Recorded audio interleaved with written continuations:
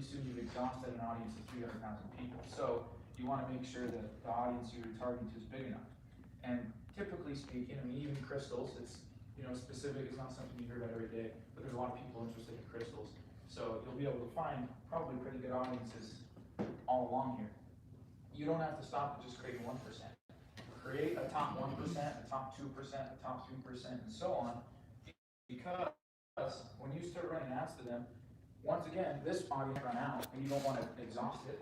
And sometimes you'll actually find that this audience actually is just as profitable, if not more, because it's bigger and you're getting more clicks, etc. So you create a lookalike audience based on the best level possible that you can create a lookalike audience off of. This is like the least valuable, but it's still good because once again, if you've got 500 active cards, that means your product is profitable. It wouldn't be at that point.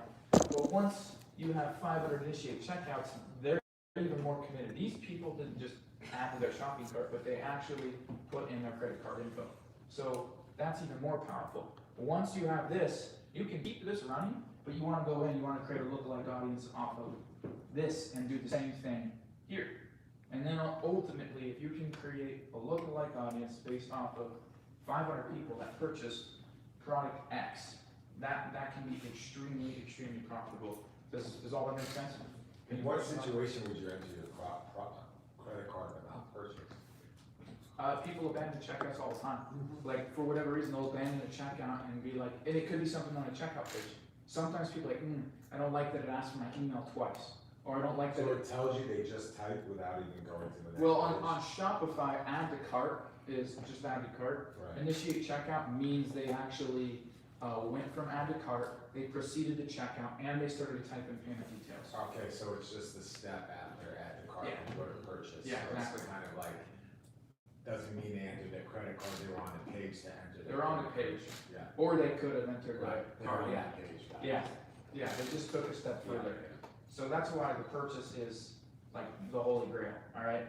And once again, this is the stuff that you do after you're like, okay, I've tested this, and this, and only this one's working, but it's profitable, and I've now done my CBO campaign. I'm now spending $50, $100 a day. I am getting 10 sales a day. Within a month's time, I most definitely have 500 active cards, maybe even 500 initiate checkouts. Now I'm going to get into the lookalike audiences. Does that make sense? Okay. Now, that's where I would focus. Some people, like I'm very detailed and I look at how I can optimize. Personally, that's where I start. Some people will retarget video views.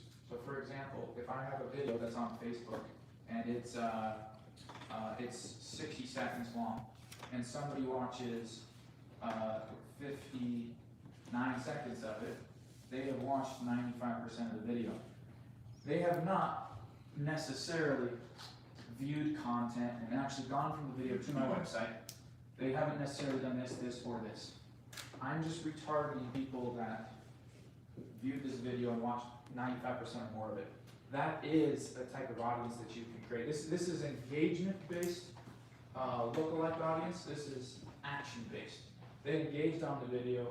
They took actions on my website. I personally only focus on action-based lookalike audiences, action-based retargeting.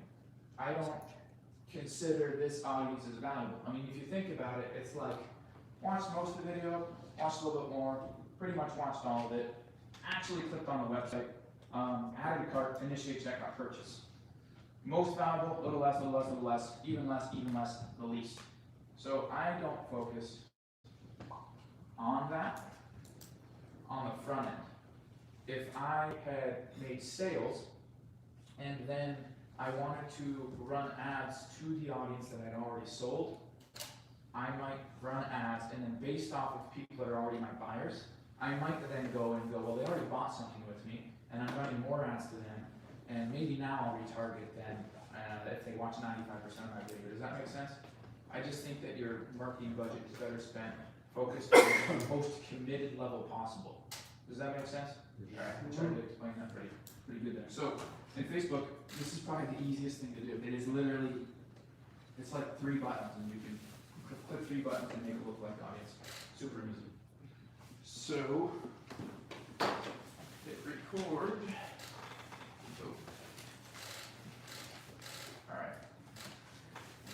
Okay, so in Business Manager, that's how easy it is. Assets, you go to audiences. It has 2 buttons.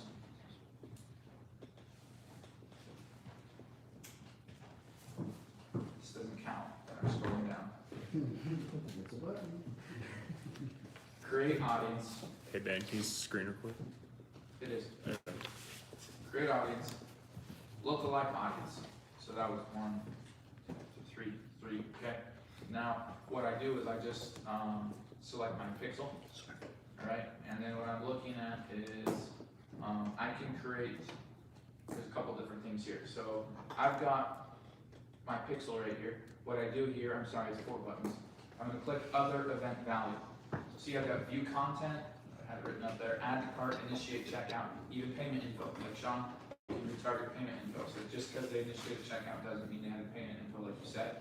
But automatically, when you create a pixel with Shopify and you pair it, it automatically has the ability to track all of this. View content, add to cart, initiate checkout, payment info, and it will do purchase. So it'll automatically default purchase, but if you don't have 500 purchases, then I don't recommend you create a lookalike audience off of that. So say I do have 500 added carts, I'll do that. And this one here says I have 102 unique customers, so I wouldn't even do that. I would run more ads to this product, I would get it to where it's 500, and then I would do the add to cart. But maybe I have, see, I got 1.43 view content, all right? So I'm just gonna spend a little bit more, let time go on, and I'm going to start creating an audience to run ads in front of that's more targeted. So you click that, and then you can even do this. For example, I only want to create a lookalike audience based on add to carts in the last 30 days and only in the United States. It's going to give me, here's your most similar audience based on people who have added, but only in the United States. And then I have here 1%, I can do 2%, 3%, etc. And I scroll down, I click create. That's it. That's as simple as that is. What I might do is say I'm marketing to, from the get-go, I'm marketing to Canada and the United States. I'll probably isolate them where I do a lookalike audience, top 1%, add to cart, Canada. And I'll do the same thing for the US. And when I label it, it will say LAA 1% ATC for add to cart, Canada. LAA 1% ATC USA. That way you don't ever get mixed up on, oh shit, where did my audience go, which one is this? Because you can imagine, like, you get a few products going and you've got like 50 freaking audiences in there and you're searching for which audience to place it in front of. I've caught myself before where I'm running ads and I'm like, shit, like I just spent like $2,000 for the wrong damn audience. Because I mislabeled it. So that's where it can get you. Tomorrow I'll tell you guys about how we spent 10 grand in a day on accident. Anyways, that right there is your action-based lookalike audience, meaning add to cart, initiate checkout, view content, add to cart, initiate checkout, purchase, okay? There's other different types of audiences where you can do a custom audience. And the custom audience is based off of, I love this. See where it says video right here, or Instagram business profile? We can literally place ads in front of the people that engaged today on your Instagram profile. Like, that to me is a really cool thing because here's a guy that's doing this, for example. There's a guy that DM'd me on Instagram. It's like a fitness influencer. He has like 600,000 followers. And I don't really engage or opt into fitness funnels. So I don't typically have those ads run in front of me. It's usually like make money online stuff or entrepreneurial. But the next day, it's like his sales funnel on Facebook. So he had something running. It was just like a trailing, and every time somebody in the last 30 days, grab that audience, the last 30 days that's engaged in my Instagram profile, boom.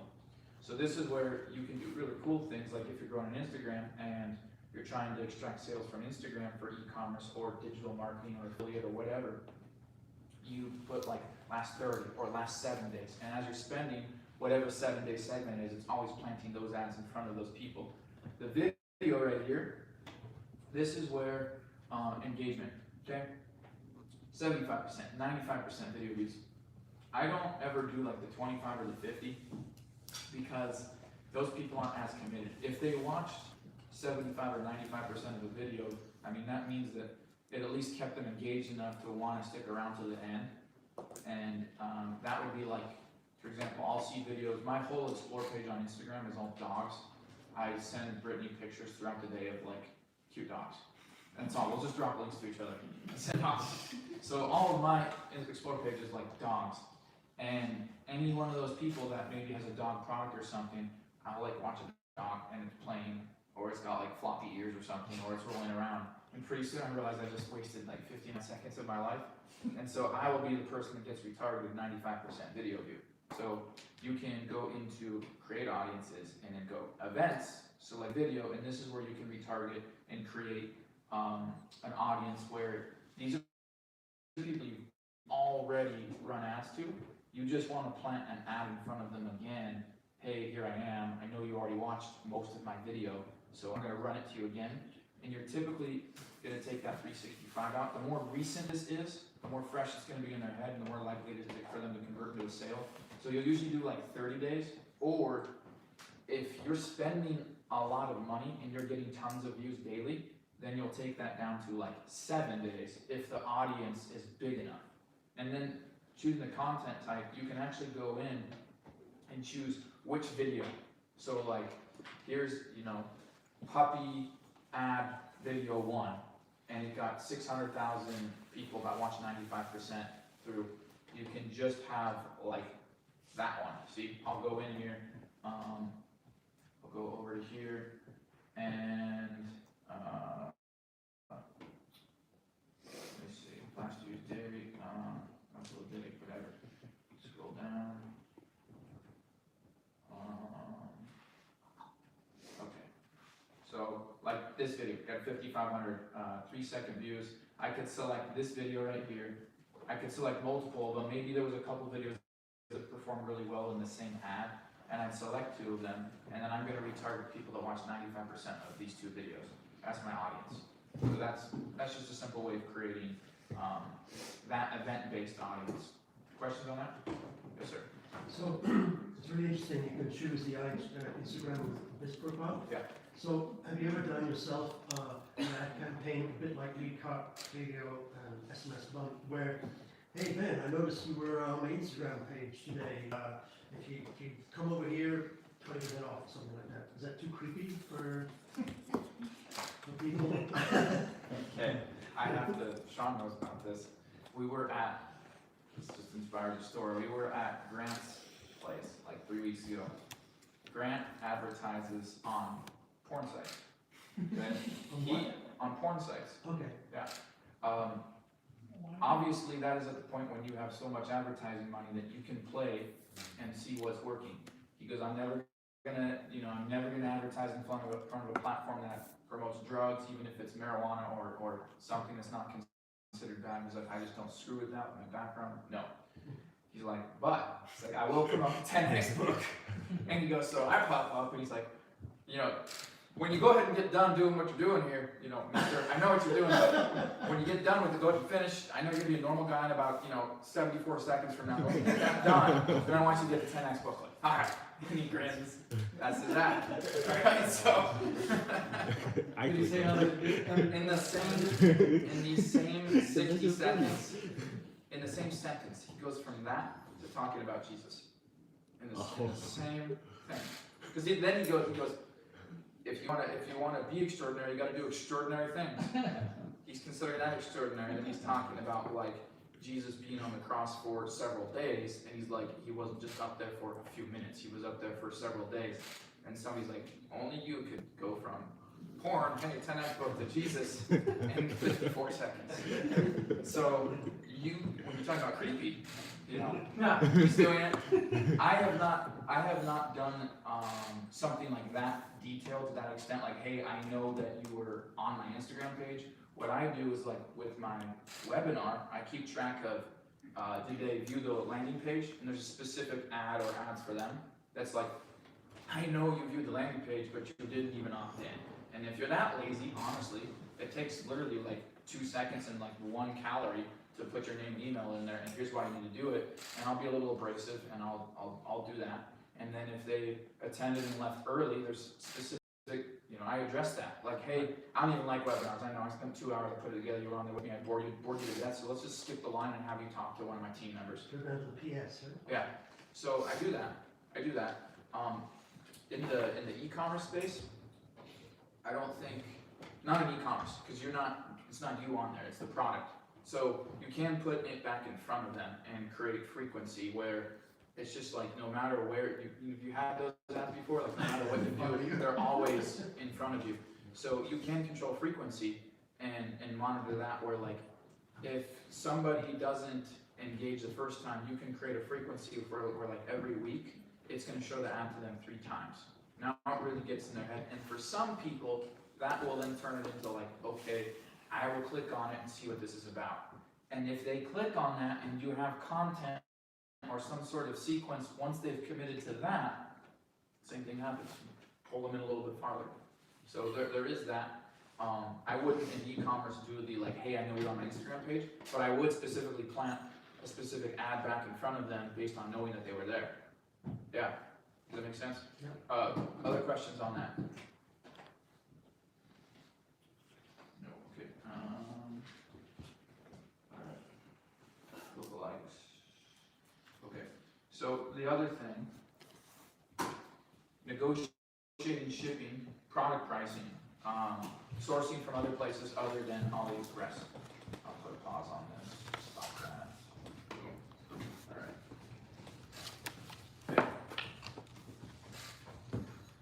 Okay, so product pricing, here's the thing, is I talked a little bit about this earlier, and this goes,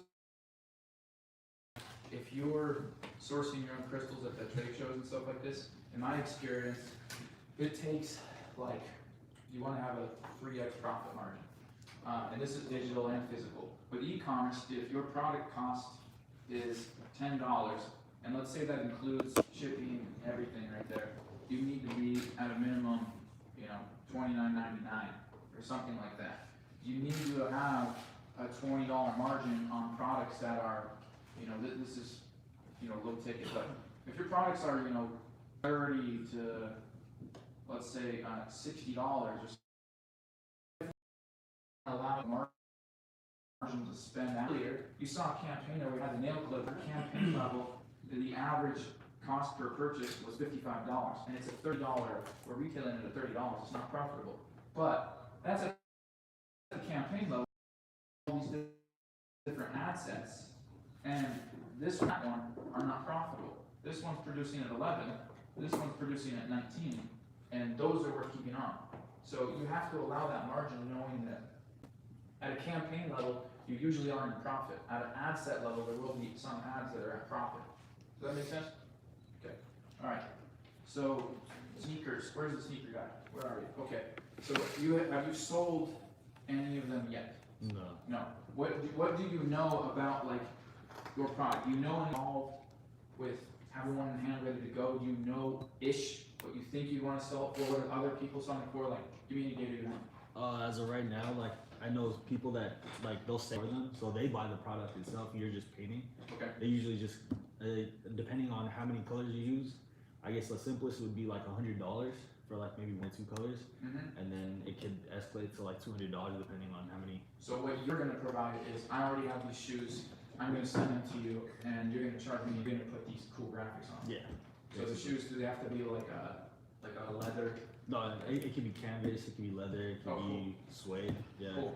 And you're doing this yourself? Yes. So you have like some tools or something? To It's just paint, dye, and then paintbrushes. Yeah. Okay. So what are you doing? What are you doing? $100? Probably $100. Yeah. $100. Okay. And then based on that, so your paint and supplies and everything, what are those going to cost you? Like, what you have to put down is on average, you buy a bucket of paint and it's $10, and that's enough to do 5 shoes. Yeah. Then it's $2 per shoe on the paint. Like, you know ish what your cost is going to be. I think the last shoe I did, it was like maybe like $10 inside. That's like cotton, acetone, paintbrushes, and paint. So about roughly like maybe like $15 to $20. $20. Okay. you have a 4x margin then, which is pretty good. And How you, much time does it take per shoe? So normally the first shoe takes about like 4 to 5 hours because okay. like Well, this is going up. yeah. This is going up. This is Yeah. going way up.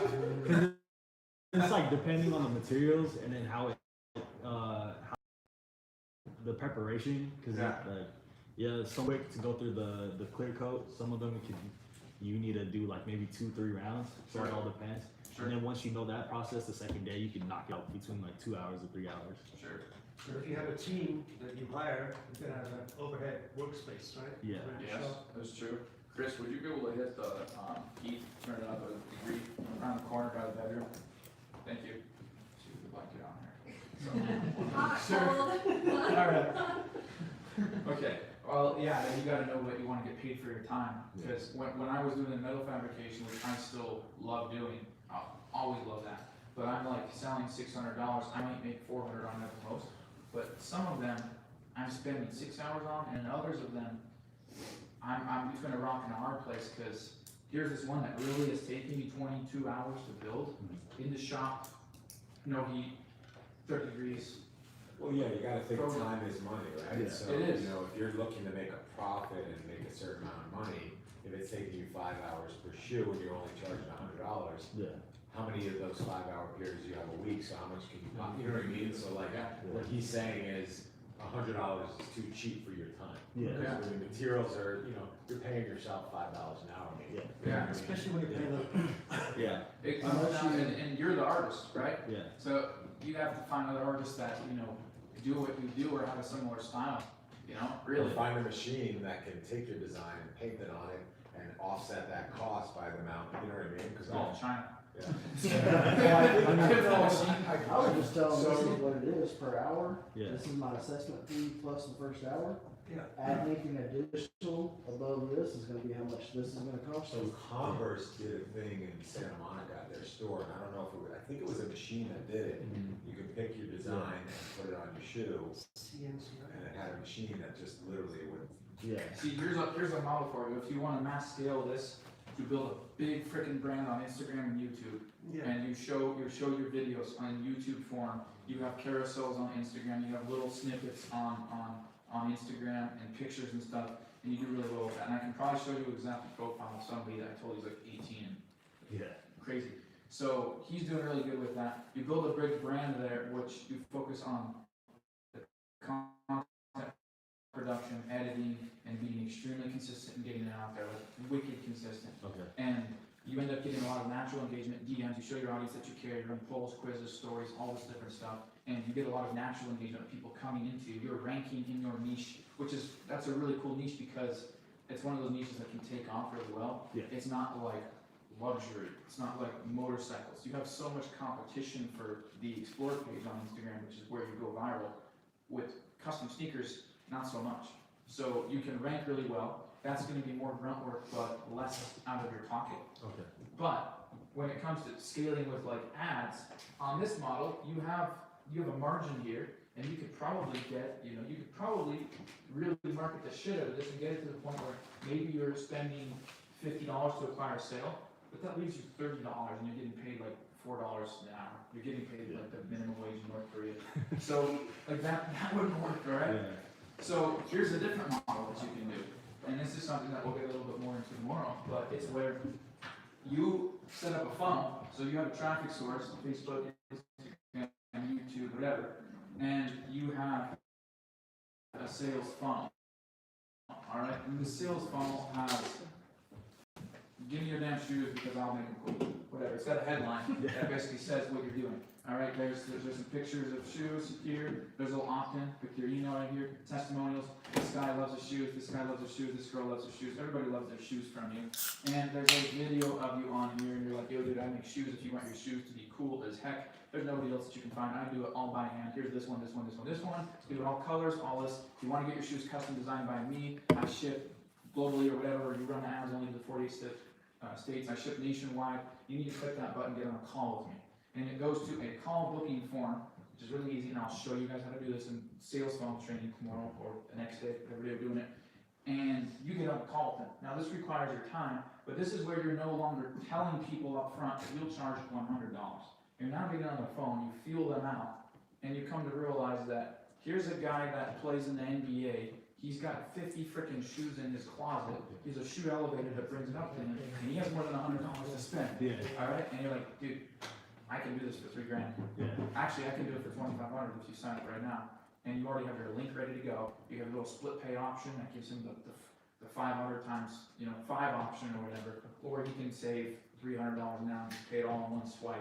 And you close them on the phone and you have a way higher margin. And that also allows you to scale more because you can fuel ad spend on that more. Okay. And you're now allowing yourself to custom tailor. You can't have a flat price for like, this is going to be harder to paint on than like, smooth leather. Yeah. So you'll have like this $100 price tag and you'll be like 4 hours labor here and then 26 here. Yeah. I would almost have it on a phone and write ads to it, build a YouTube channel, and we'll get into this. Okay. I got really good case studies on build a YouTube channel and Instagram. Run your ads to your engagement on Instagram so it's already a warm audience.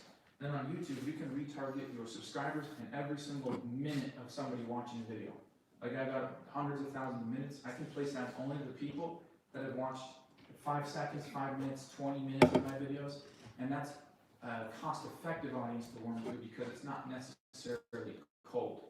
Okay. And normally I would tell you, like, hey, you need to scale cold because that's the ultimate test. If you can scale the cold audience, you can turn it down and have infinite success with it. But I also believe that with your niche, you could blow that up and have it go extreme viral and have an audience that you can constantly market to that is outgrowing your ad spend. It's like your ad spend is this and it's just not catching up. You see what I mean? Yeah. All right, cool. Okay. All right, does anybody have questions on that or would like me to specifically talk about their business or what they're doing in here? No? Good? All right. Osbert, you got any questions? Oh, I'm good right now, man. I actually have a question, so obviously you like the Facebook ad platform, right? I like Facebook and YouTube. Okay, so YouTube, so I was gonna say, when would you decide to use Facebook versus YouTube, or you just always use both, and you do the same thing with both? They And have, then how does that work with Instagram, because if someone's running ads on Instagram, do they come from Facebook Ad Manager, or you have to do that only on Instagram and so forth? yeah, I never, ever boost posts on Instagram. I always initiate each, because you can boost a post on Instagram, you can make a little campaign in there or whatever. I never actually do that because currently, unless they change it, but currently, I don't believe they will because Instagram is owned by Facebook. You can go and you can boost a post on Instagram. Once it's boosted, you cannot delete it. You can never take it off your profile, which bothers me out of aesthetics. Maybe it's something I just want to Well, you promote. can, but not while it's running. No, you can't edit it. And Right. that campaign, if you ever like save an audience, you cannot like manipulate that I audience. also feel like once I did it, I tried it once, I feel like my engagement went down after. They want you, I think once they know Want you're you to gonna keep spend money, Yeah. I think they mess with your engagement to get you to want, like, to almost force you to be like, oh, I need to spend money to get my posts noticed. Yeah, exactly.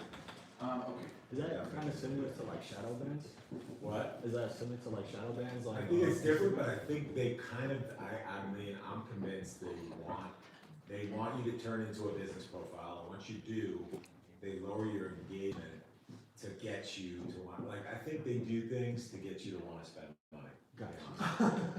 I wouldn't doubt. How could they? A couple, like maybe a year and a half ago, whenever you had some piece of content reported on Instagram or you went into a shadow ban, you could just spend like a little bit of money on that and it just ping you right out. Yeah. And Well, someone mentioned, I saw someone mention that, and it's funny because I noticed it too, that they changed something recently, which I don't know if anyone else noticed this, but your story views have gone down.